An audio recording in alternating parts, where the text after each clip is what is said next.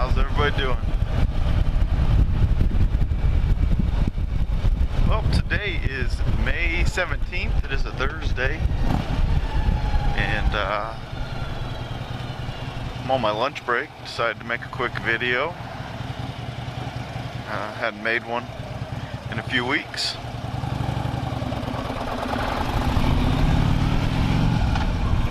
The weather's been it's been pretty good. I've gotten quite a bit of riding in when I can. You know, of course, they always call for a lot of rain and stuff like that. The past few days, over the past week, I think on Saturday it said that we were going to get rain 13 out of the next 15 days, which it hasn't rained, even when they said it was like 80% chance. But there's a pretty good chance of rain this afternoon. Some storms coming in. It's starting to get a little cloudy out, so I decided I might as well get it out now before it all starts, if it all starts. But yeah, I've been enjoying the bike, been enjoying as much weather as I can, and that's really all that's been going on. You know, a lot of work. And I have a buddy, I think I've talked about him before, that he rides, he's been in a few of my videos. He rides a 96 Road King. It's a beautiful bike.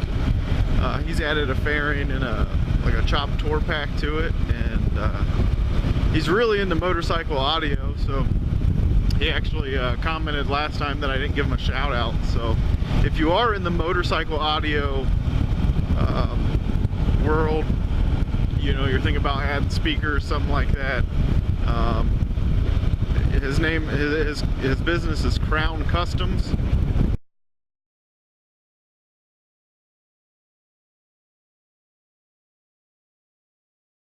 It's with a K. You can find him on Instagram or Facebook. You know, he does like pre-assemble speaker packages and things like that. If you don't live in the area, if you live in the area or you're close to the area, you know, he does do installs, and so you can contact him on those two things. But he had been doing some upgrades to his bike as far as like speakers and stuff goes. So last week I went over there a few times and helped him get it back together, and I know he was happy. The bike just looks so good. He's actually headed down to Myrtle Beach Bike Week this morning. He left this morning, and bike sounds good, looks good, and you know, I'm sure he's gonna have a great time. But other than that, you know, I was helping him with that. And then the other big news for me, most of you that follow, I've discussed it before, you know, I'm a wrestling coach for the high school that I graduated at. And the more exciting news, I guess, I recently accepted a position on the football staff. So I'll be a high school football coach, which is something that I've always really wanted to do.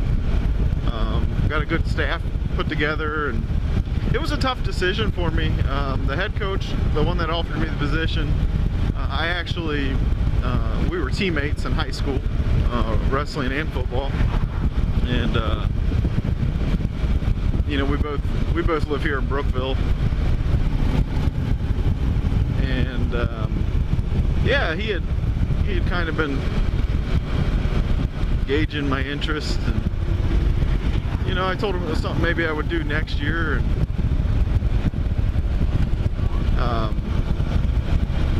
I didn't think I was really going to do it this year, and there was a few things that went into that. You know, it takes a lot of time. You know, wrestling takes most of my winter, and you know, sometimes you know, it's hard to admit. I mean, you know, it takes away from family time. You know, I had to compromise with my wife when I was doing wrestling this year, because my daughter, she played basketball, so she had a game every Saturday and Sunday, and I had to miss probably 90% of her Saturday games. You know, because I'm always at like a wrestling tournament, things like that. So I went all the Sunday games, and you know, which it's kind of unfair to her, but my daughter does understand that coaching is something that I enjoy doing, and I enjoy coaching sports that I know things about.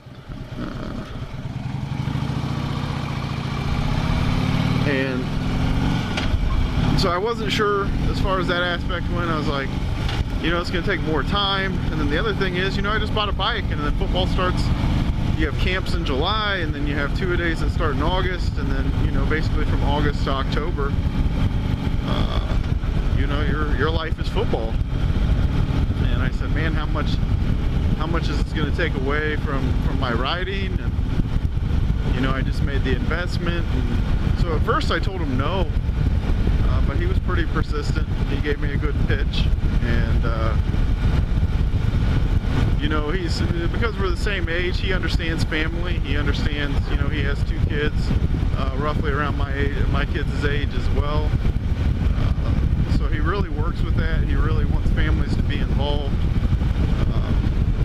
You know, even coaches meeting, you know, we kind of do family get-togethers where the coaches can talk for a little bit and then interact with the family. And I think it's a good idea. I think it's good for the kids to see how that works. And you know, the thing that I've learned about like quality time with my kids is a lot of times they just want me to be around. They don't necessarily want to hang out with me. There's times that they do, and I love spending time. I love whatever we do. But a lot of times they just want your presence there, and I understand that. So you know, I actually discussed it with them and my wife, and we kind of had a discussion about it. You know, they were on board. They both said, well, if that means more play dates over at Eric's house, which is the head coach, we're for it. And I said, well, there'll be one there once a week. And they said, all right, we want you to do it. So I ended up accepting that position. I had already been working with some of the kids with strength and conditioning. You know, but this will just be a little bit more of a role, and we'll work with the offensive line and some other things. So I'm excited about that. And then the other thing, speaking of like family time and, you know, finding something to do, especially, you know, for you guys that are younger, and then some of you guys out there, you know, your kids are grown, so you've kind of gone through it, and you've been there.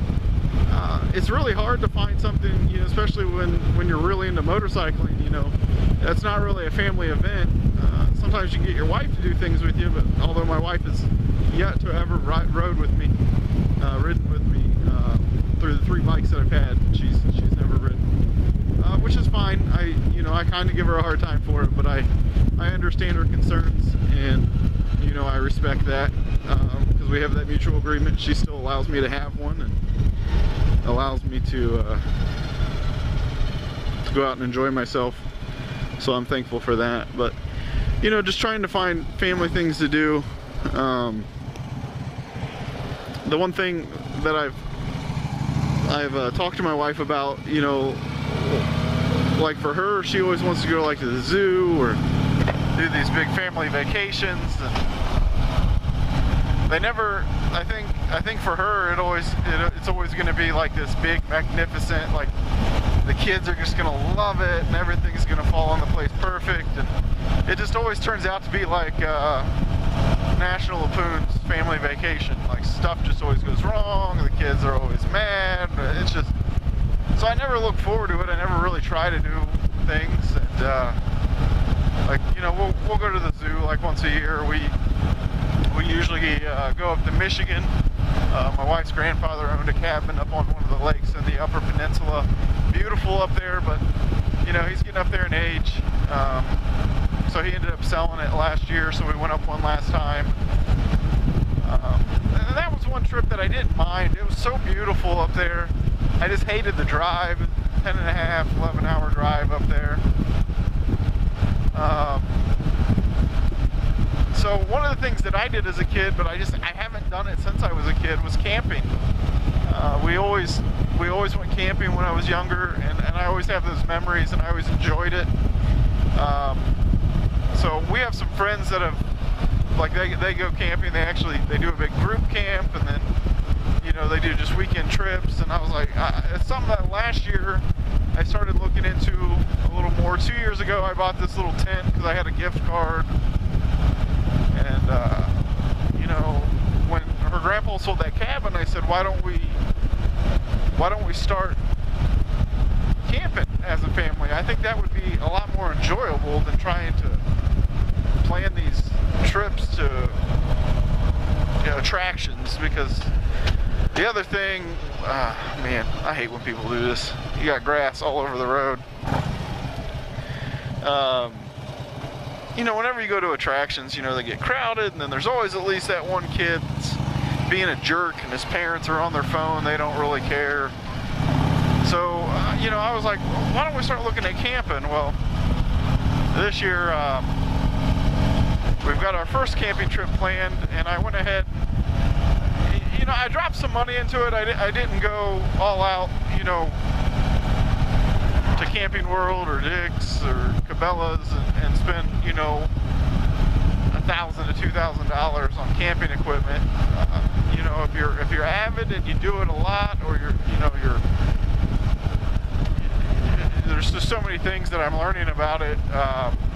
Yeah, that kind of quality is something that you want for the occasional weekend trip. You know, for us, we have a few metro parks that you can camp at. We have a KOA in Brookville, although KOA is just really, I mean, we'll probably use it because it's close. I mean, and they have some things for the kids. They have a pool and a putt-putt that the kids could do. A little more expensive, but you know, so I purchased a new tent. Really been getting into, because even if I'm not camping, like cooking over a fire, you know, like the cast iron Dutch ovens, so many ways that you can cook with those that I can do at the house even when we're not camping. But those are the type of things that I want to be able to do while camping. So I've purchased a few of those items, and, so we're pretty excited about that.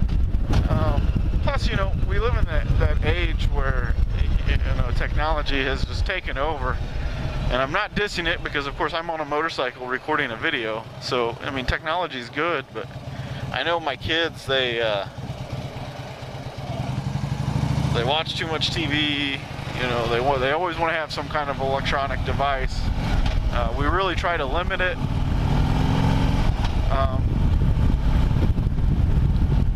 You know, and it's rougher during the summer because they're home all the time, so that's all they're wanting to do.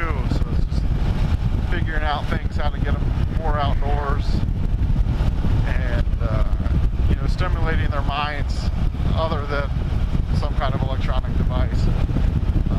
I will say, like, they don't have phones, they don't have iPads, they do have some Kindles, but everything's so restricted on there that they kind of get bored, because they can either only read books, or I think I have 3 games downloaded on each one. I don't overload it with stuff.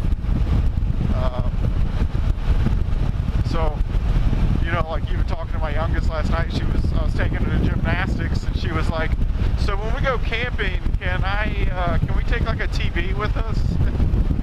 And I was like, that kind of defeats the purpose of camping. I said, there's going to be so much other stuff for you to do. And we do family hikes and stuff like that, and they always enjoy that. One of the parks that we hike at, they have a little creek that they encourage the kids that they can get in and check out the rocks and some of the wildlife that lives in there.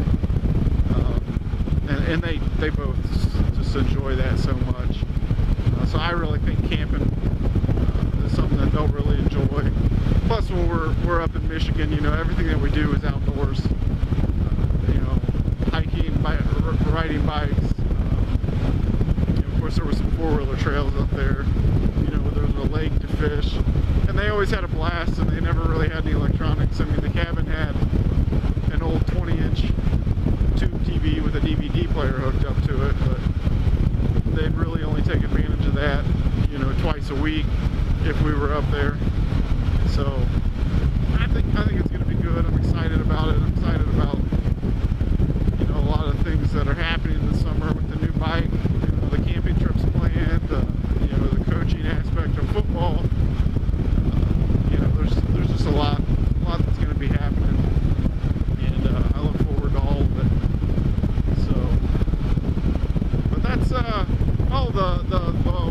did want to say before, you know, kind of have something in the works. But I had talked about it before. If you noticed, the watermark on the channel is my new logo. I got that uploaded finally. I did order new stickers. They have came in. Even if you have one of my old stickers and you want a new one, please, because they are better quality, there's a better sticker, please shoot me your address, and I would love to get you out a sticker. I actually have one in my cubby that I'll show you once I get to a stopping point. But I think they turned out really good. I'm really happy with them. They're vinyl. You know, so I was really excited. I got some things in the works with that logo that I'm working on, and when those things can happen, I will let everybody know and share links. You know, I think some of the stuff's gonna be really cool.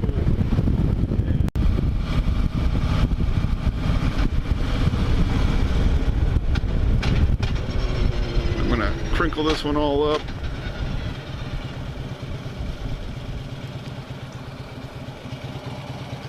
But yeah, this one's all, I won't send you this one. But that's the new sticker. And I'm pretty happy with the way they turned out. I got a couple different versions that I'll probably end up ordering, because I have a couple different designs of the logo that I can do. But that was just the first one that I went out with.